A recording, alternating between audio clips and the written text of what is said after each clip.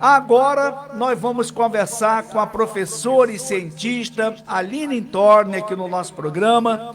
Normalmente a gente conversa com a Aline às terças-feiras, mas terça-feira não foi possível, mas estamos hoje tendo o prazer de recebê-la no programa para a gente falar de assuntos sempre importantes aqui com os nossos ouvintes e aqui na Via 5. Professora Aline Torne, bom dia, com muita alegria, seja bem-vinda, professora.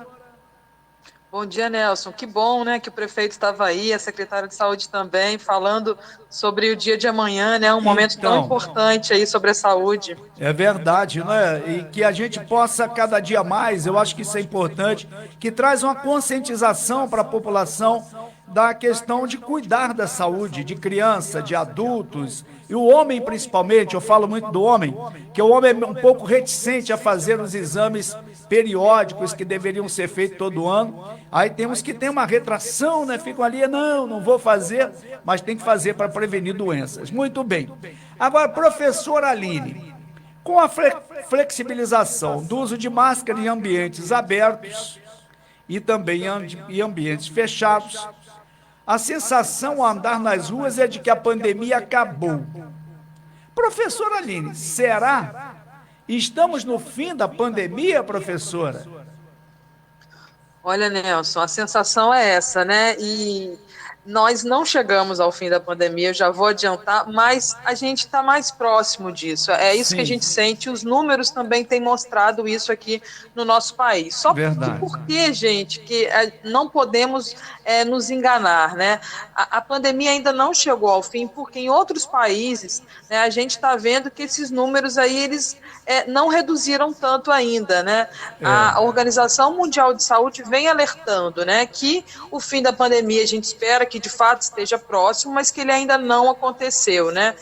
No cenário internacional aí, Nelson, alguns países, né, Austrália, Nova Zelândia, Coreia do Sul, eles já têm revisto a política de Covid zero, né? Na China também, o que eles viram, né, nos últimos dias, né? No domingo, a China teve o maior número de casos aí em 2 anos, gente. Olha só. Em um dia foi registrado mais de 13 mil casos, assim. Xangai, que é o centro financeiro de lá, né, estava com lockdown de 25 milhões de habitantes, né? Para a gente ter uma ideia dos números, gente, isso é 1/10 da população do Brasil. Em uma cidade, ficou todo mundo, né, sábado, em confinamento em casa para evitar a propagação do vírus. No nosso país, a situação é diferente, né? Está bem mais controlado. A gente viu que mesmo com o carnaval que aconteceu em fevereiro, com a liberação aí do uso das máscaras, a gente continua com os números em queda, né? Nesse domingo, Nelson, a gente registrou 39 mortes, né? Comparado com os números anteriores que a gente tinha, é um número bem menor, mas a gente ainda teve aí mais de 7 mil casos, né? 7.200 pelos dados liberados pelo Conselho Nacional dos Secretários. Então eu trouxe esse assunto aqui de novo para a gente não perder isso de vista, sabe? É verdade. Professora Aline, olha, e a gente falando hoje com a secretária Janine Palagá, secretária de Saúde, ela trouxe a boa notícia para a gente, que São Fidélis está zerado de Covid-19. Mas, em relação ao que a professora Aline está falando, mas hoje também recebemos a notícia que Cordeiro, uma cidade da região serrana, teve uma morte por Covid-19. Enfim, o vírus continua circulando, não parou, não é? Graças à vacinação, né, professora?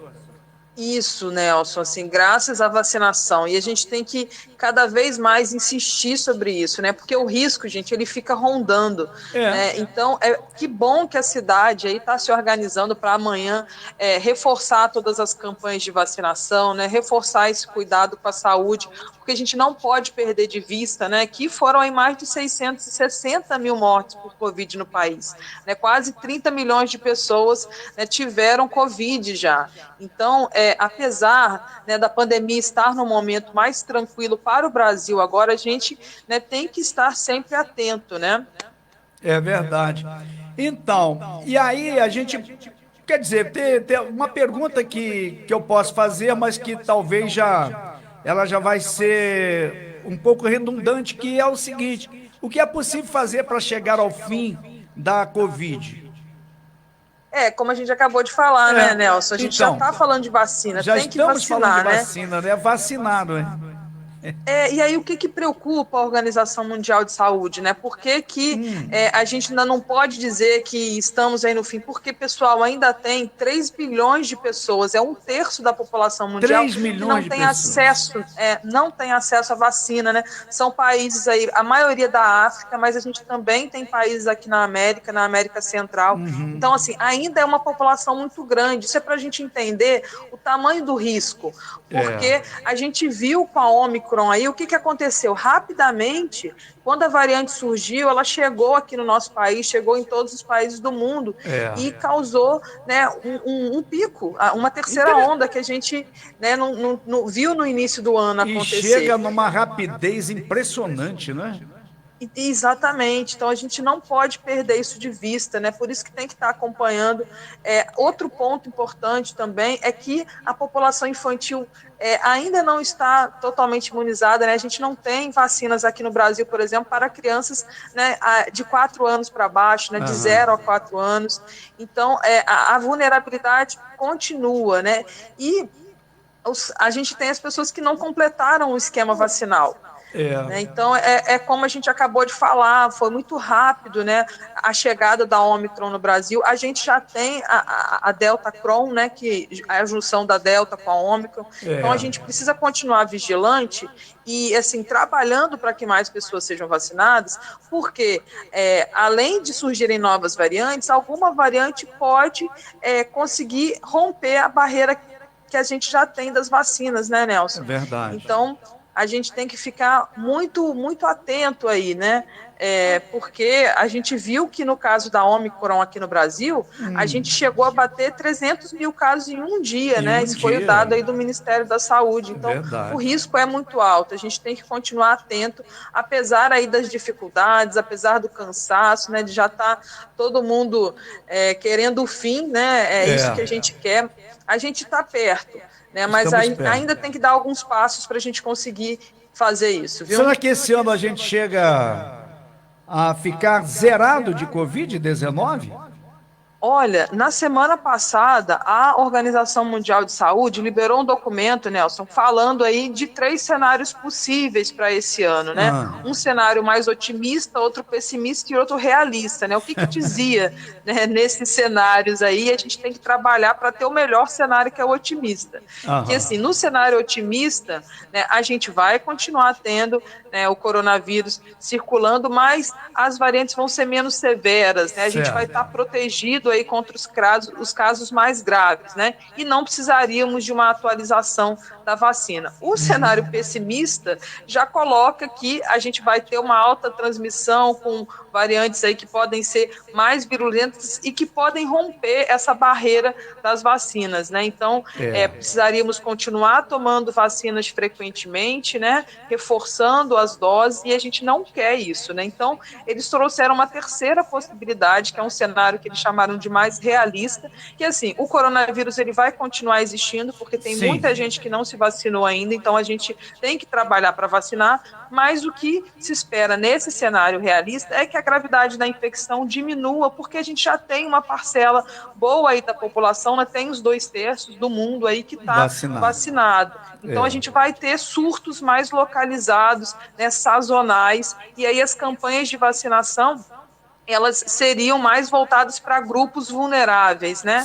Para isso, né, para que esse cenário realista e quem sabe até o otimista se concretize, Nelson, eles colocaram, né, a Organização Mundial de Saúde colocou, né, que precisam haver 2 ações estratégicas, né? Os países precisam trabalhar para, no primeiro caso, reduzir e controlar a transmissão do vírus, né? Nesse caso, com vacinas, né, diminuindo o risco aí de surgirem novas variantes, se for necessário, em pontos localizados, né, que essas medidas elas se tornem mais restritivas, né, por exemplo, retornando o uso da máscara, se for necessário em algumas situações, né, e para isso a gente tem que conseguir vigiar, né, fazer a vigilância. Então, o outro panorama, como é que a gente faz a vigilância? A gente previne, faz o diagnóstico e trata a Covid com os remédios, né? E o que acontece? A gente teve aí nas últimas semanas, né, medicamento para Covid, né, que vai agora ser distribuído pelo SUS, né, Nelson? É verdade. Uma notícia muito boa, né? A gente não tinha nenhum medicamento específico para a Covid sendo distribuído pelo SUS. É claro que ainda vai estar aí nos casos graves, nos casos com hospitalização, né? Não vai estar acessível para os casos mais leves, mas a gente já tem esses medicamentos para os casos mais leves também, né? A questão é o preço, né? É tornar isso acessível. Então a gente espera que o nosso país continue investindo, né? A gente já superou esse problema de medicamentos caros em outra pandemia, que foi a pandemia da AIDS. Era muito cara a medicação e a gente conseguiu trabalhar com a quebra de patentes, trabalhar com uma produção nacional, investir nos genéricos, e a gente, né, os cientistas veem que esse talvez seja um caminho aí, porque a Covid ela vai continuar existindo, né, mas a gente tem medidas aí hoje para conseguir controlar e limitar, né, e poder, né, finalmente decretar o fim dessa pandemia, que a gente espera que tenha condições no mundo para que seja feito o mais rápido possível, e a Organização Mundial de Saúde acredita que isso possa ser feito em 2022, mas vamos aguardar. Países precisam investir em mais medidas aí, né? Essas ações estratégicas, e a gente vai trabalhar para isso, Nelson. E para a gente fechar, porque já vencemos o horário aqui, que hoje foi mais curto, mas também muito bem produtivo esse horário, falando com a professora Aline Intorni, é que nós tivemos um período aí de volta de algumas doenças depois da pandemia, porque muitas pessoas ficaram reticentes em questão de vacinar. Não vacinaram para a Covid e deixaram de vacinar contra outras doenças, lamentavelmente. E por isso, né, professora, que a gente faz um chamamento muito especial, especialmente para a população fidelense, para que leve seus filhos amanhã, no Dia Mundial da Saúde, para esse dia todo especial, que terá atendimento na quadra de esportes Humberto Lusitano Maia, no centro da cidade. Vacinação para sarampo. Olha que estamos com a volta do sarampo, né? Da pólio, que coisa desagradável isso, né, professora Aline Intorni? Nelson, sim.